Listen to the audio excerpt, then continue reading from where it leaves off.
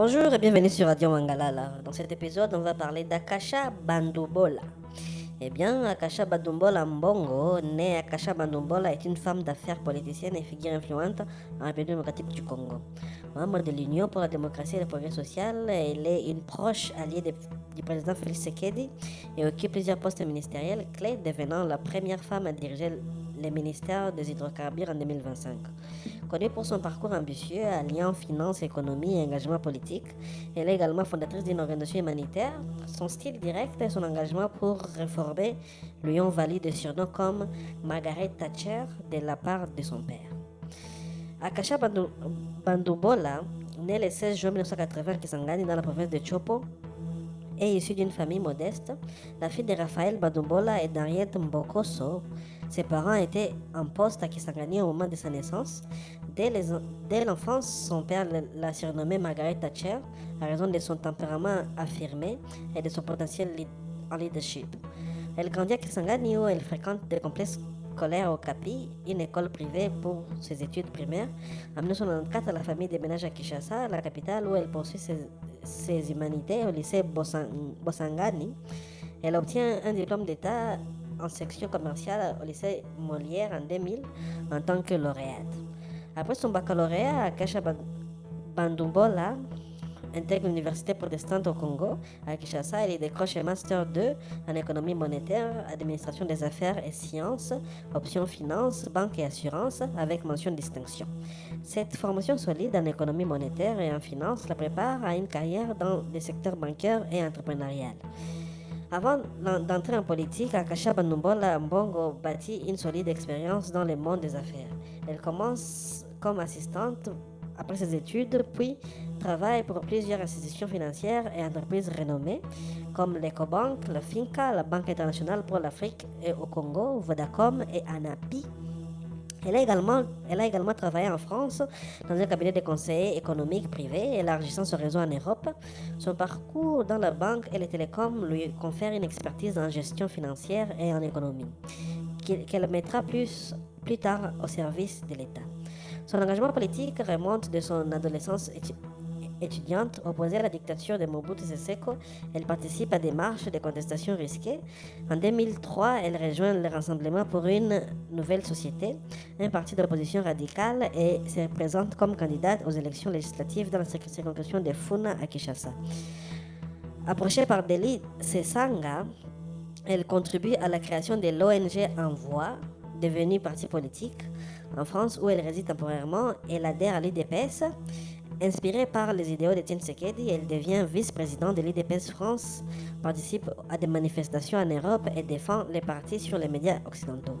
Son ascension s'accélère avec l'arrivée au pouvoir de Félix Tshisekedi. Elle devient co-directrice de campagne du président lors des élections présidentielles de décembre 2023 aux côtés de Jacquemain Chabani.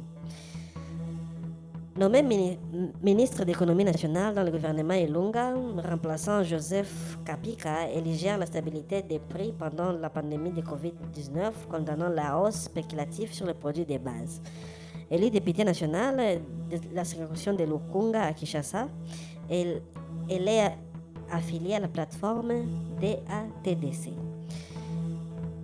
En 2024, elle est nommée ministre d'État et ministre des Affaires foncières dans le gouvernement Souminois. Elle s'attaque à des réformes foncières et la digitalisation des cadastres et la lutte contre la spoliation. Son mandat parlementaire est suspendu pour les comptabilités jusqu'à 2028. En 2025, elle est nommée ministre d'État et ministre d'État aux hydrocarbures, première femme à ces postes stratégiques. Elle lutte contre la fraude douanière massive, estimée à environ 800 millions de dollars en 2025, et promeut la transparence. Comme toute figure en public en RDC, Akasha Bandumbola Mbongo a fait face à des polémiques souvent démenties par son entourage comme des cabales. En tant que ministre de l'économie, elle a été accusée de tolérer les hausses de prix sur les surgelés. Son cas réfute les compromissions et elle porte plainte contre les internautes pour atteinte à l'honneur. En tant que ministre des hydrocarbures, les opérateurs pétroliers l'accusent d'avoir transformé les ministères en marché où les dossiers sont approuvés contre rémunération. Son directeur de cabinet, Herman Mbonyo, est pointée du doigt pour exiger des paiements illicites de 5 dollars par tonne et des liens suspects avec des hommes d'affaires somaliens, liens présumés à Al-Shabaab.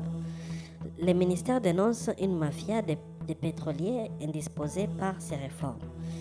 Détournement des fonds.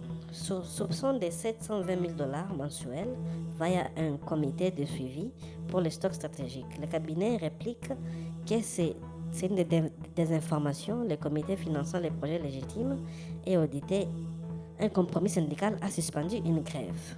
Polémique avec le syndicat. Conflit sur les droits de passage des produits pétroliers en transit.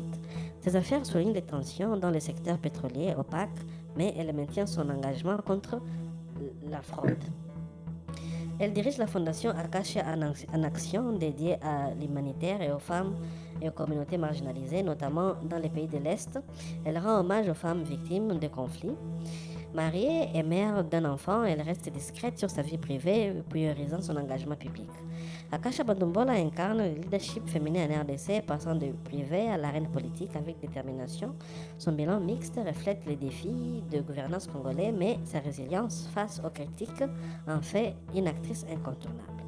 Eh bien, mesdames et messieurs, ça sera tout pour cet épisode réservé à Akasha. Et pour la suite, restez connectés sur la radio Manga.